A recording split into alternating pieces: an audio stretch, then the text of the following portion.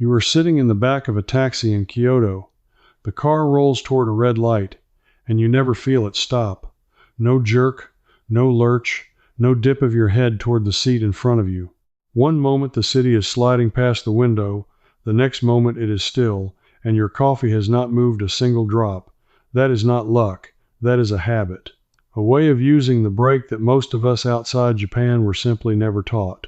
Here is what I learned, and it changed the way I drive forever.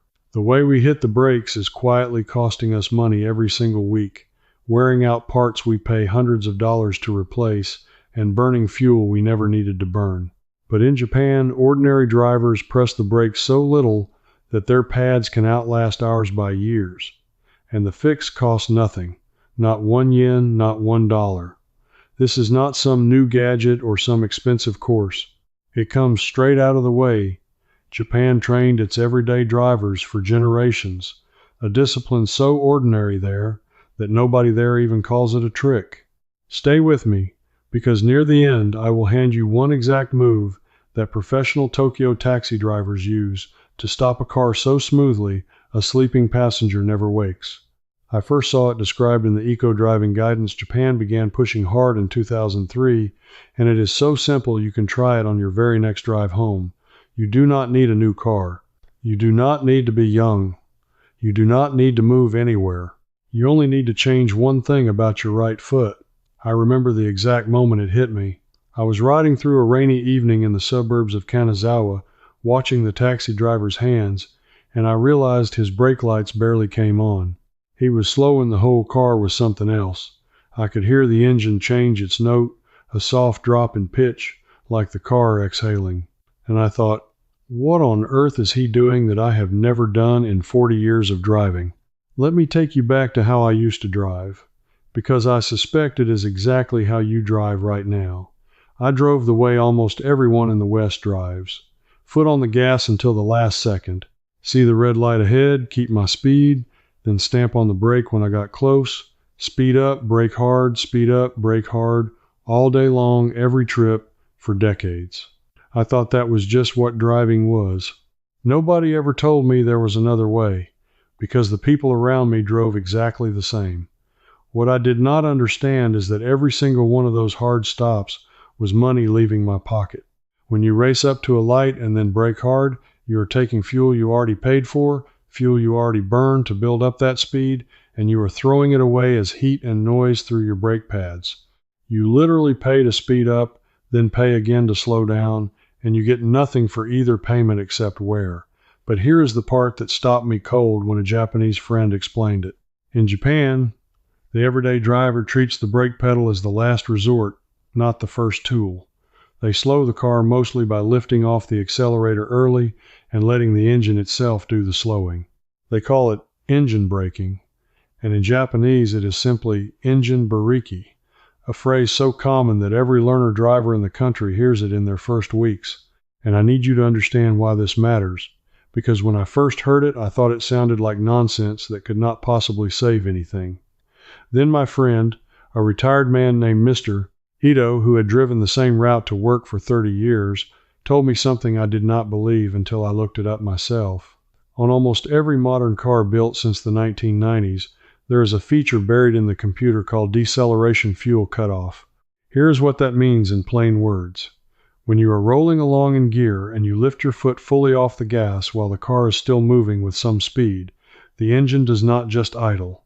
The computer shuts off the fuel completely. Zero fuel, not a trickle, nothing. The wheels are turning the engine, so the engine does not need to drink any gas to keep spinning.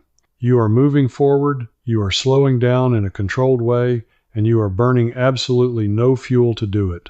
Think about what that means for the way most of us drive.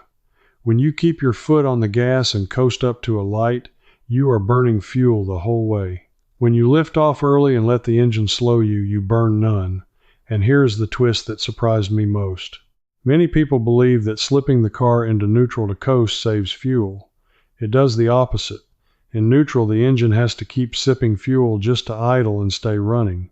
In gear, with your foot off the gas, it drinks nothing. The old habit of coasting in neutral, the one I did for years thinking I was being clever, was quietly costing me money the entire time. So the Japanese driver who lifts off early is being paid twice. Their brake pads barely wear, and their fuel gauge barely drops.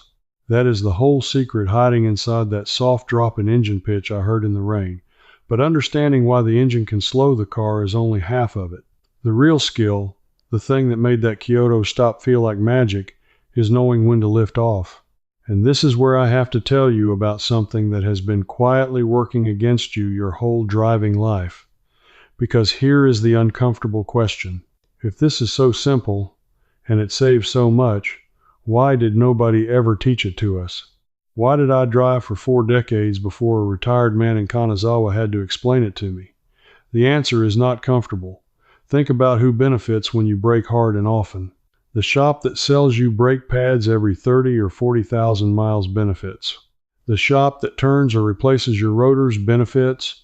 The fuel you burn racing up to red lights that benefits the pump you fill up at more often than you need to.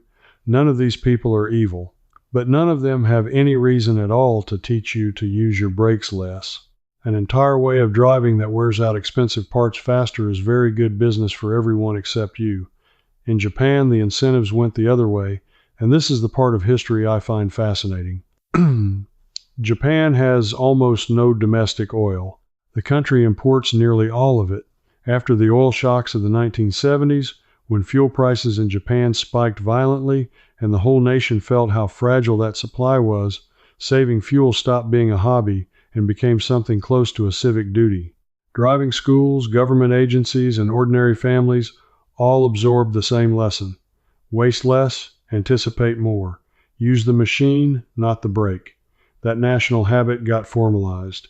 In 2003, Japan brought together its major transport and environment bodies to form what became the Eco Drive Promotion Council, and they published clear, plain guidance for ordinary drivers. Not race car drivers, not engineers, grandmothers going to the market. And near the very top of that guidance sat the same idea Mr. Ito had drilled into me. Ease off the accelerator early. Let the engine slow you. Keep a gentle, steady rhythm. Their own testing showed that a smooth, anticipating driver could cut fuel use by a real, measurable amount compared to the stab and stamp style, often in the range of 10 to 20% depending on the route and the traffic. 10 to 20%, sit with that number for a second. If your fuel is costing you, say, $200 a month, that gentle right foot could be handing you back $20 to $40 a month, every month, for the rest of your driving life, for doing nothing but lifting off a little earlier. And that is before we even count the brake pads you are not buying and the rotors you are not replacing. I did the math on my own driving after that trip, and I felt slightly sick. And that is the thing about a habit like this. Once you see one place where the money was leaking, you start wondering how many others are still open, because the lifted foot is only one of them. The oil you are told to change on a sticker, the premium fuel you have been talked into at the pump, the functions already built into your car that nobody showed you, the models a mechanic quietly refuses to own. I wrote all of that down properly, with the testing and the numbers behind each habit, in 3 books that go far deeper than any single video ever could. Same spirit as what you are getting right now, free, on this screen. No tools, no garage, no experience needed, just 10 proven mechanic habits you can start this week. If today made something click, scan the QR code right there on your screen, link in the description, pinned comment. The collection is waiting there. And be warned, the numbers in those pages will do to you exactly what my own arithmetic did to me that week. Decades of hard stops, decades of racing to red lights. I had paid for that ignorance thousands of times over, a few dollars at a time, so slowly I never noticed the bleeding. But knowing the reason is one thing. Actually doing it in your own car, on your own street, is another. And this is the part I want to give directly to you, because I know exactly what some of you are thinking right now. You are thinking, that is fine for a quiet street in Japan, but my roads are busy, my traffic is aggressive, my car is old, and I am not about to start driving like a race engineer at my age. I want to speak to you specifically, the one who feels this could never fit your life, because this next part was built for exactly you, and it needs nothing new. No new car, no app, no tools, no money, just the car sitting in your driveway right now, and the same commute you already drive. Here is how you start, and I want you to try only this on your next single trip. Pick one red light you can see coming from far away. Just one. As soon as you see it turn red ahead of you, or as soon as you see traffic slowing in the distance, take your foot off the gas. That is the whole first step. Do not brake, do not change gear. Just lift off early and let the car begin to slow on its own while it is still in gear. You will feel the car gently pull back, a soft, steady deceleration, and if your car was built in the last 30 years, that is the fuel cutoff doing its silent work, slowing you on zero fuel. You will notice something almost immediately. By the time you actually reach the light, you are already moving slowly, and very often the light has turned green again before you even needed to stop. That is the magic that regular drivers never taste. They race up, brake hard, sit still, then floor it again. You will find yourself flowing, barely touching the brake, and half the time never fully stopping at all. Less braking, less fuel, less wear, less stress in your own chest, because I promise you, driving this way is calmer. Now add the second layer, and this is the one that separates people who have heard of engine braking from people who actually feel its full benefit. Look further ahead than you normally do. The Japanese driving schools teach students to read the road far in front of them, not the bumper of the car ahead. In Japan, there is even a phrase for defensive anticipation, kamoshiranai unten, which roughly means driving as if something might happen. It might be that a light will change. It might be that the car 3 vehicles ahead is slowing. The whole point is that the further ahead you look, the earlier you can lift off, and the earlier you lift off, the less you ever need the brake at all. I told you I was skeptical, and I was. So on a long downhill road outside the city, Mr. Ito had me try it his way. Normally on a long hill I would ride the brake the whole way down, that steady drag that makes the pedal go soft and hot, the smell of it at the bottom. Instead, he had me lift off completely near the top and simply let the engine hold the car back. We rolled down that entire hill with almost no brake at all, the engine humming and holding us to a safe, steady speed, and at the bottom the brakes were stone cold. I had been cooking my brakes on every hill for 40 years for no reason. On a long descent, this is not only cheaper, it is safer, because brakes that overheat can fade and stop gripping, while an engine holding you back never fades. That is the everyday version anyone can use, starting today, in the car they already own, on the road they already drive. If you take nothing else from me, take this. See it coming, lift off early. Let the engine carry the slowing. Save the brake for the final touch. But I promised you something more, because everything I have told you so far will save you money and save your brakes. It will not by itself give you that impossible Kyoto stop, the one where the car goes still and your body never feels it. That takes one more move, and it is the single most beautiful piece of driving I have ever been taught. It is the secret the professionals guard without even meaning to, because to them it is just good manners. Let me tell you where I finally learned it.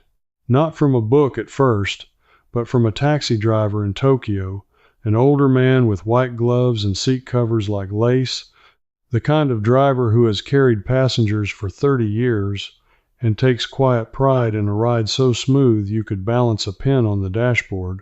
I asked him, through my broken Japanese and his patience, how he stopped the car so gently, and he showed me.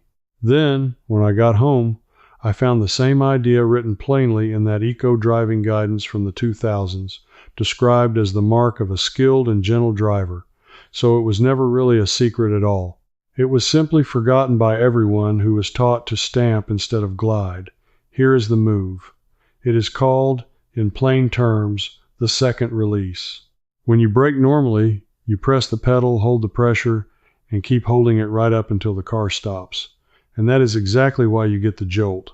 Think about what happens in those last few feet.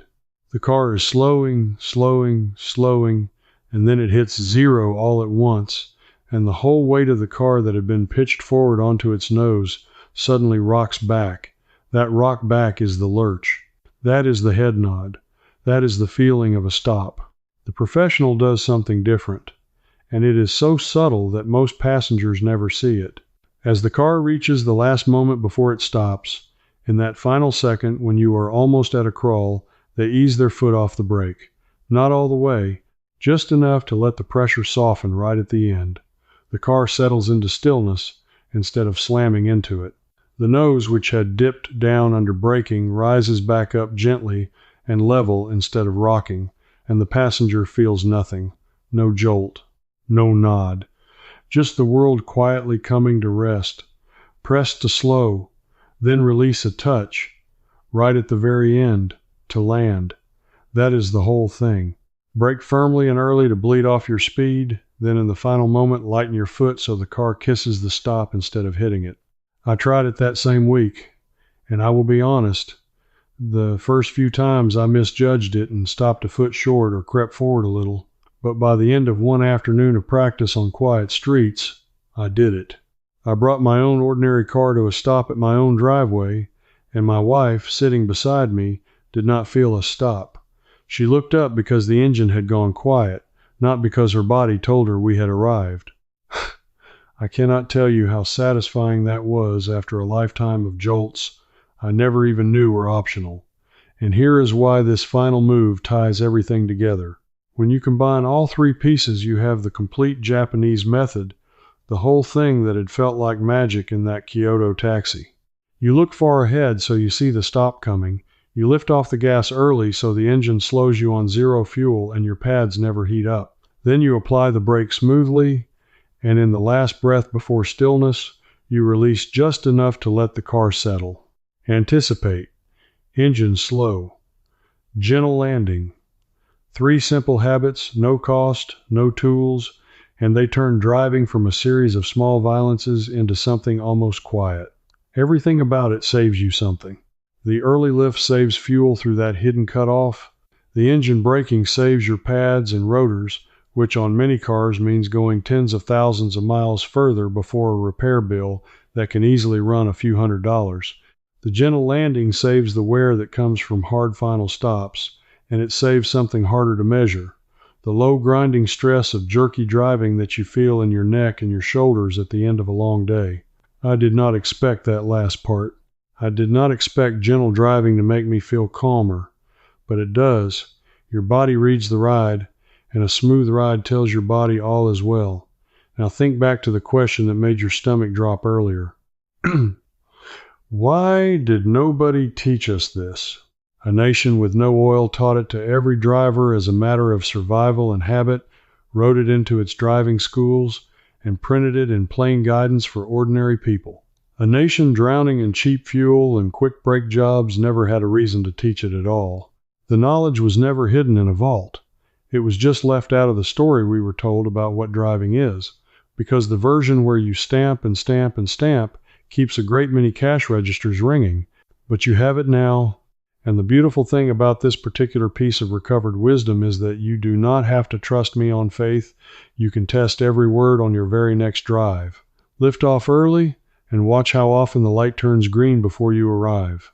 Take a long hill without riding the brake and feel how cold the pedal stays at the bottom. Ease off in that final second and watch someone beside you fail to notice the stop. This is knowledge that proves itself the moment you use it, which is exactly the kind of knowledge that never should have been forgotten. I want to leave you with the feeling I had rolling through Kanazawa in the rain, watching a retired man slow 2 tons of metal with nothing but a lifted foot and a soft touch. It felt like watching someone who understood a secret language the road had been speaking all along, a language I had been deaf to for 40 years. You are not deaf to it anymore. You have just been handed the first words of it. And once you hear that soft drop in the engine's note, that gentle exhale as the car slows itself, you will never be able to unhear it. You and I, we are the kind of people who suspect that the honest, simple way of doing things got buried under the expensive, complicated way, and that somebody profited from the burying. We would rather have the quiet thing that works than the loud thing that sells. That instinct is right. Hold on to it. It will save you far more than fuel. So let me ask you something, and I truly want your answer. On your next drive, try the second release, that little easing off the brake right before you stop, and come back and tell me in the comments whether the person beside you felt the car stop or not. Tell me if you managed the gentle landing on your first try or your fifth. And tell me this too, how long has your current set of brake pads lasted? Because I have a feeling that number is about to change. Leave a comment. I read them, and I want to know if it worked for you the way it worked for me.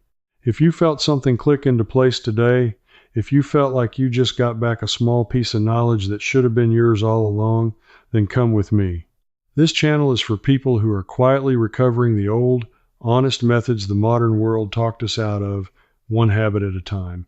Subscribe and stand with the rest of us who would rather know the simple thing that lasts than keep paying for the complicated thing that does not.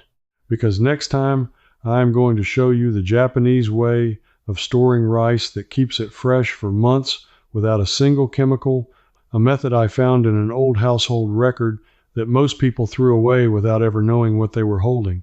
I will see you there.